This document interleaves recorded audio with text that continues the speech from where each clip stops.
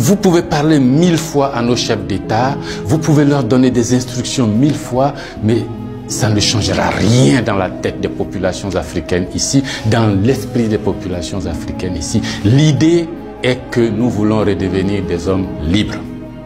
Nos ancêtres ont été vendus comme des marchandises par vos ancêtres. Comme des marchandises. Pendant de 1500 à 1890, c'est par là. Comme des marchandises. Nous fermons les yeux là-dessus. Nos parents ont été gouvernés par la décision que vos parents ont prise à Berlin de venir s'accaparer nos territoires, nous-mêmes, nos fleuves, nos rivières, nos matières premières, de prendre possession de nous. Ça a duré près d'un siècle. Fermons les yeux là-dessus.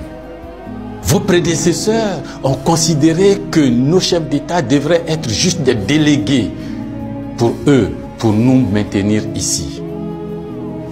Comment on peut avoir le sentiment français quand on descend à l'aéroport d'Abidjan, le boulevard qu'on prend s'appelle Giscard d'Estaing. Le pont qu'on emprunte s'appelle De Gaulle. Et la route qu'on utilise pour aller à l'université s'appelle boulevard Mitterrand. Et puis partout, on a Trèche-la-Plaine, Port-Bouët, Binger. Non!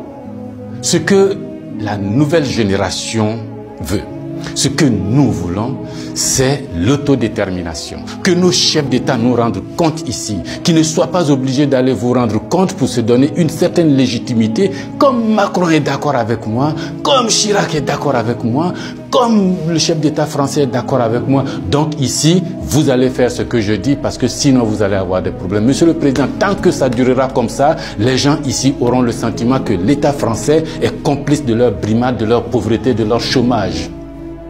C'est ce que nous voulons changer. C'est ce que nous voulons changer.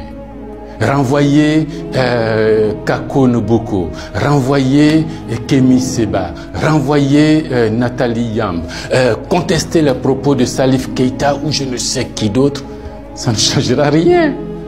C'est dans la tête de chacun. Chacun de nous, les gens, ces idées-là ont imbibé notre esprit maintenant. Le désir de liberté, vous devez connaître ça. Vos ancêtres se sont battus pour avoir cette liberté. On fait plusieurs guerres pour jouir de cette liberté. Ce que nous voulons, c'est ça. Liberté de commerce, liberté de nous organiser, nous autodéterminer, faire ce qui est bon pour nous sans nuire à vos intérêts. Mais ça ne vous dit pas de venir nous imposer vos intérêts. Si vous pensez, chers auditeurs, que ce message vaut la peine d'être diffusé et que nous soyons nombreux à nous l'approprier, sans animosité, sans bestialité, mais avec fermeté et conviction, il faut liker, il faut partager. Parce que c'est l'Afrique de demain qui se joue là.